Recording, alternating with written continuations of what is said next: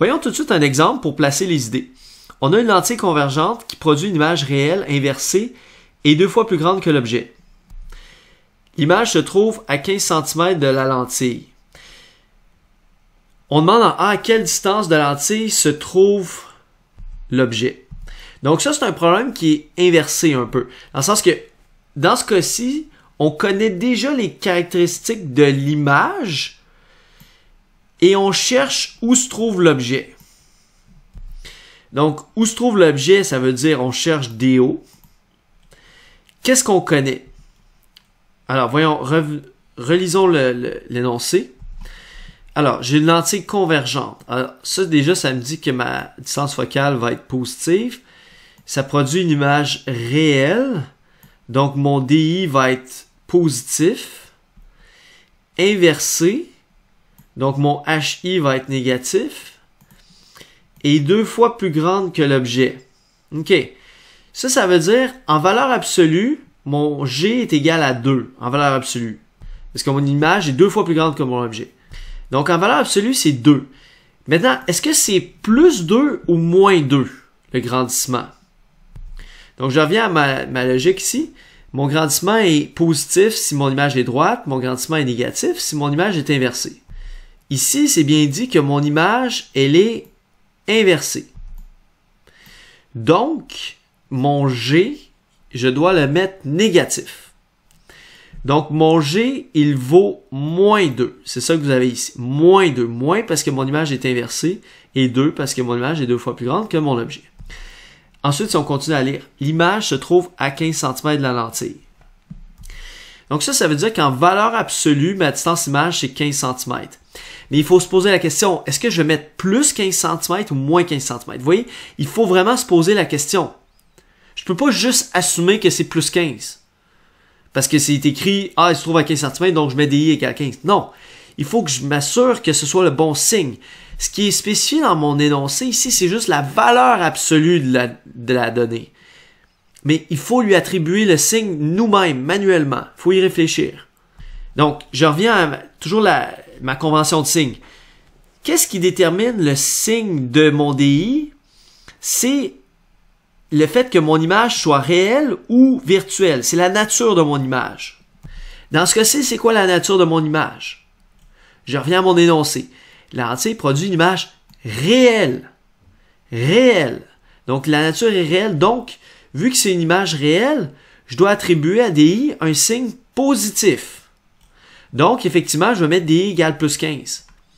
Mais c'est vraiment important que j'ai pas juste mis 15 sur le pilote automatique. J'ai vraiment réfléchi parce que ça aurait pu être moins 15. Si ça avait été une image virtuelle, à ce moment-là, j'aurais mis DI égale moins 15. J'aurais dû réfléchir moi-même pour mettre le signe négatif manuellement. De la même manière que j'ai mis le signe négatif du G manuellement.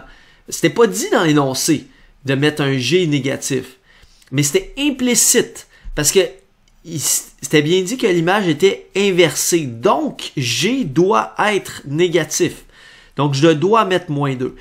Si vous oubliez ça puis vous mettez G égale 2, ça va vous donner une erreur. Ça va vous donner des mauvaises réponses.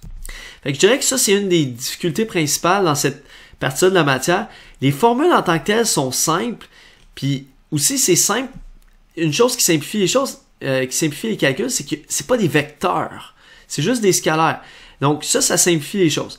La seule difficulté, la principale difficulté, c'est vraiment associé à la convention de signe. Fait que ça, il faut vraiment que vous l'intégrez correctement et que vous n'oubliez pas que les données qui sont fournies dans les énoncés, les signes ne sont pas mentionnés. Il faut que vous les rajoutiez manuellement. Troisième étape, c'est quoi les formules dont j'ai besoin? Donc, c'est les deux formules là que... Donc, on va utiliser en fait une de ces deux formules-là. Mais là, si on regarde, qu'est-ce qu'on cherche? On cherche des O, on connaît G et des I. Fait que voyons voir. On connaît G, des I, on cherche des O. Ah, voilà, c'est celle-ci dont on a besoin. Okay? Là, faites attention. Ça, c'est comme une double égalité. Okay?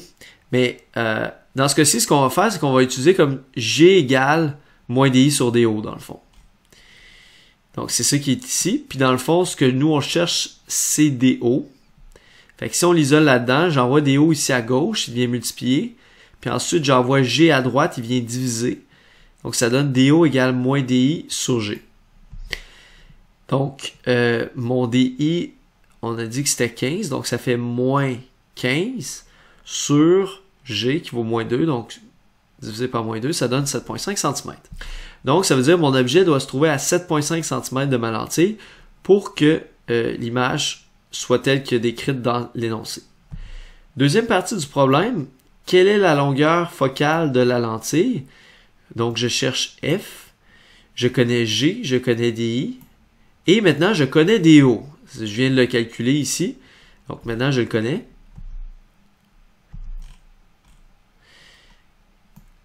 Là, il faut faire attention, sur l'équation, ici à droite de l'équation, c'est 1 sur F.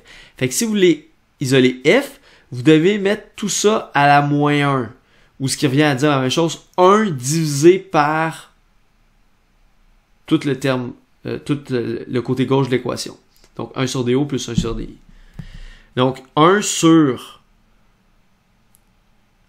DO, donc 7,5, et DI on remplace par 15 cm. Et ça va nous donner une réponse de 5 cm pour la longueur focale. Cela dit, quand vous allez pitonner ça sur la calculatrice, je ne vous suggère pas de le faire comme c'est écrit ici. Je vous suggère d'utiliser plutôt l'exposant moins 1. Parce que le faire comme ça devient un peu compliqué à pitonner parce que c'est comme une fraction à 3 étages. Puis là, il faudrait mettre des parenthèses. Parce que si par exemple, vous faites juste 1 divisé par 7,5 plus 1 sur 15, ça va pas fonctionner. Parce que si vous mettez pas des parenthèses, votre calculatrice, elle commencerait par calculer ça, puis ensuite, elle ferait plus 1 sur 15. Plus 1 sur 15. Et ça donnerait pas la bonne réponse. Donc, ce que je vous suggère plutôt de faire comme calcul sur la calculatrice, c'est de faire 1 sur 7,5 plus 1 sur 15, puis ensuite égal, là vous trouvez la réponse, puis ensuite vous faites réponse comme answers, donc il y a toujours un bouton answer sur une calculatrice, puis après ça vous mettez ça à la moins 1, puis là vous allez trouver la réponse, qui donnerait ici 5 cm. Et je vous propose de le faire tout de suite sur votre calculatrice, ce calcul-là, pour être sûr que vous le pitonnez correctement. Donc, si vous arrivez à 5 cm, c'est correct, vous le pitonnez correctement. Si vous arrivez à n'importe quoi d'autre, faites erreur. Donc, trouvez une manière de le pitonner pour arriver à la bonne réponse. Si jamais vous voulez le faire en une seule étape, plutôt que de passer par answer, ce que vous pourriez faire, c'est, dans le fond, d'utiliser des parenthèses. Fait que vous pouvez mettre des parenthèses comme ça ici, puis ici à la moins 1. Donc, c'est vraiment en pratiquant ces formules-là que vous allez les intégrer puis vous habituer à les utiliser. Ça va devenir une seconde nature quand vous allez en avoir fait plusieurs. Mais c'est vraiment en forgeant qu'on devient forgeronne ou forgeron. C'est-à-dire que c'est à force d'en faire, vous allez vous faire la main et puis vous allez assimiler la technique. Alors sur ce, je vous souhaite un bon travail.